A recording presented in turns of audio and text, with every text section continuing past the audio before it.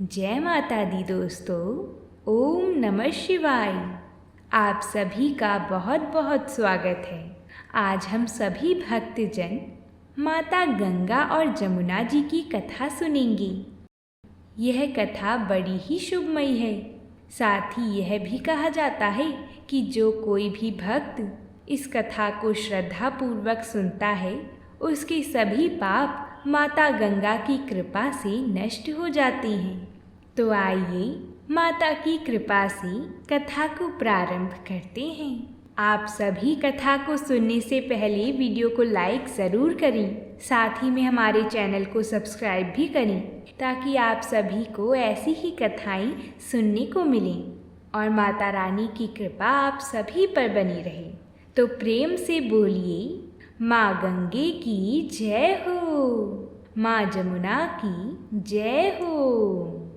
प्राचीन समय में एक गांव था जिसमें दोनों बहनें रहा करती थीं। एक बहन का नाम गंगा था तो दूसरी बहन का नाम जमुना था। एक बार दोनों बहनें एक साहूकार के खेत से गुजर रही थीं तो जमुना जी ने 13 दाने जौ की तोड़ लिए, जिसे देखकर गंगा माता बोली कि तुझे तो ग्रहण लग गया, तूने चोरी की है। इस पर जमुना माता बोली कि अब मेरा ग्रहण कैसे धुलेगा। गंगा माता ने कहा कि तुझे 12 साल तक साहूकार के यहाँ काम करना पड़ेगा, तभी तेरा पाप धुलेगा और ग्रहण से मुक्ति मिलेगी। जमुना माता साहूकार के यहाँ काम करने के लिए जाती हैं और अपने लिए काम मांगती हैं। साहूकार उन्हें काम पर रख लेता है, लेकिन काम करने से पहले जमुना माता उससे कहती हैं कि मैं सारे काम करूँगी लेकिन 4 काम नहीं करूँगी। झूठे बर्तन नहीं मांजूंगी, झाड़ू नहीं लगाऊंगी, बिस्तर नहीं बिछाऊंगी और दिया नहीं जलाऊंगी। 12 साल के बाद कुंभ का मेला लगा तो साहूकारनी भी कुंभ नहाने जाने लगी। जमुना माता ने उसे जाते देखा तो उनसे कहा कि कुंभ के मेले में मेरी बहन गंगा मिलेगी तो उसे यह सोने का टका दे देना, इससे वह अपने हाथों में सुंदर चूड़ियाँ पहन लेगी। साहूकारनी ने कुंभ के मेले में गंगा को वह सोने का टका दे दिया। गंगा माता ने उनसे वह टका ले लिया और कहा कि मेरी बहन को कहना कि उसके 12 वर्ष पूरे हो गए हैं, अब वह यहाँ वापस आ जाए। साहूकार और साहूकारनी वापस घर आई तब जमुना मटके में पानी भर रही थी। दोनों जमुना से बोली कि हमने सोने का वह टका तेरी बहन गंगा को दे दिया था और उसने कहा है कि तेरे 12 वर्ष पूरे हो गए हैं, इसलिए अब तुम वापस जाओ।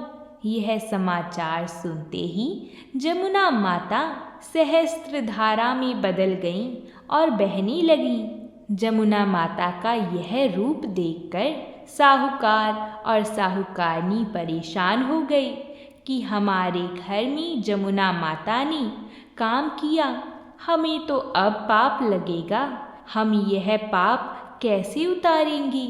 जमुना माता भागकर गंगा माता के पास चली गई। गंगा माता ने जमुना से कहा कि तुम साहूकार साहूकारनी से कुछ कहकर आई हो या ऐसे ही बिना बताए आ गई।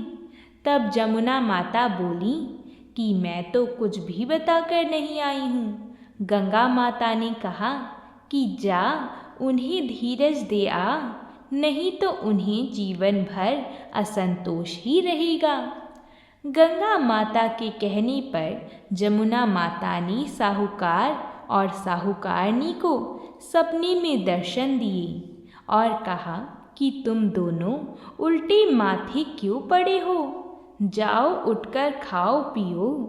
तब दोनों बोले कि हम कैसे उठें, हमें तो पाप लगा है, क्योंकि हमने उल्टे सीधे और पता नहीं कितने नीच कार्य आपसे कराए हैं। तब जमुना माता बोली कि तुम्हें पाप नहीं लगा है, पाप तो मुझे लगा था कि मैंने तुम्हारे खेत से 13 दाने जौ की चुराई थी। मैं तो अपना पाप उतारने तुम्हारे घर आई थी। मेरा पाप तुम्हारे घर में 12 वर्ष तक रहने से उतर गया है और मेरी मुक्ति हो गई है। जमुना माता जी ने कहा कि तुम्हें कोई ग्रहण नहीं लगा है, उल्टा मेरे 12 वर्ष तक यहाँ रहने से तुम्हारी भी मुक्ति हो गई है।